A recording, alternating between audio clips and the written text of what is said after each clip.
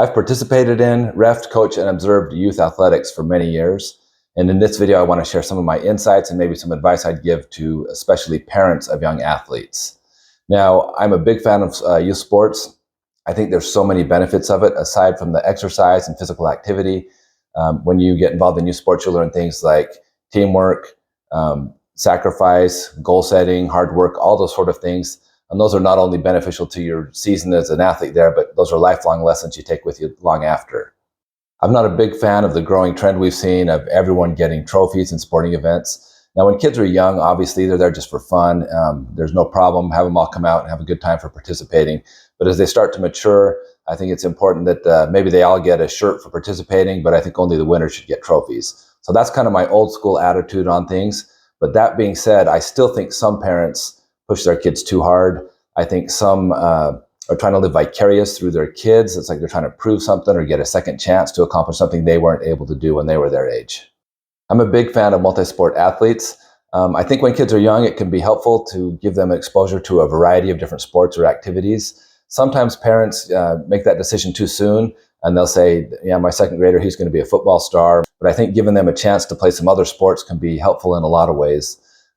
There's so many different sports and options out there. You've got football, basketball, baseball, swimming, soccer, tennis, wrestling, golf, dance, all kinds of things. So there's so many options for kids to explore. Now, that being said, as nice as it is to do all those different things and not get dedicated too early, I think you can also go overboard by having year-round sports for kids and just burning them out. So again, there's a fine line there, but it's nice to give them some options until they're old enough and mature enough to finally choose something for themselves that they really are passionate about and dedicated to. And that's the time when you want to just focus in on one sport. A lot of young athletes have a highlight mixtape they're so excited for potential coaches to see. But when it comes to recruiting, a coach is going to be looking at more than just your raw skill and talent level. They're going to be looking at your attitude. You know, if you're how you behave in a loss, how you behave when you're not getting the minutes in a game that you expect to have. And I'm going to share some clips here from three very successful college basketball coaches and some of their insights on these topics. Body language screams. It screams for everybody to see. Head down, this.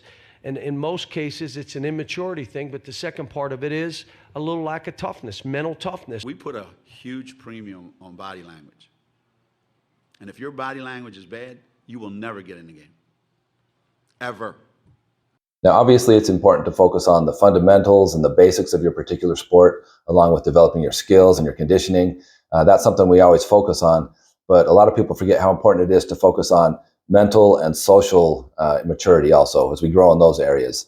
We've all seen some young athletes with the body of a grown man, but they have the mentality of a kid, and that can be a huge liability for their team. One of my pet peeves from young athletes is when you'll occasionally see one who's well beyond confident, but just super cocky, and they haven't even proven anything yet. Now, if you're the GOAT of a particular sport, that's one thing. You can act however you want. But when you haven't even proven yourself yet, that's what drives me crazy. They haven't even figured out which foot to use as a pivot foot, and they're going to act like they're really good players. You see it all the time. You see it at every AAU tournament. You see it every high school game. Some of these young athletes think the world revolves around them. They're selfish and immature, and that can be a nightmare for their team. Now, speaking of ball hogs, one of my favorite Adam Sandler bits was when he was doing early stand-up, and he talked about what it was like for Wilt Chamberlain's teammates the night he scored 100 points in the game. So he said, this is what it was like in the timeout. Hey, I'm open, man. What are you doing? Pass the ball. I got my family here. You got like 94 points already. So obviously coaches are looking for unselfish, committed, disciplined, mature athletes with good sportsmanship to join their program. It's kind of a no-brainer. Speaking of student athletes, a lot of people tend to forget the word student on there. If you're going to any sort of a school or college and they're giving you a scholarship, hopefully you've learned how to study and you're a good student and you have that discipline academically. That'll make a big difference also. One other reminder for young athletes is to be careful with social media. We live in a day and age where people can get canceled immediately for saying or doing stupid things. And so there's a saying that says you don't want to lose a $140,000 scholarship because of a 140-character tweet. So be smart with what you're putting out on social media.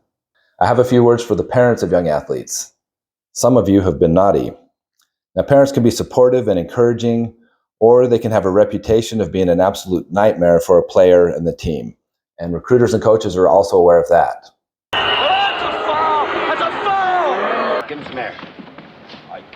Get that punk, put him on the deck. You get him or I'm gonna get you.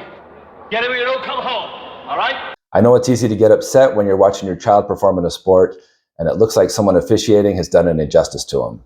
I go watch my kids play, I don't say boo. I'm going to have the adults in the stands yelling obscenities at the officials, criticizing every decision the coach makes, yelling at the kids like the kids, they're 10 years old, man. Also remember, most kids are not going pro. So if you see a bad call by the official, don't take it personal. They're not trying to sabotage your retirement plan. It's just part of the game. Hey, take it easy. Sports can be a great opportunity for kids to learn skills and life lessons while being active and having a good time. That is, if the parents don't ruin it for them. I'll see you next week with a new video.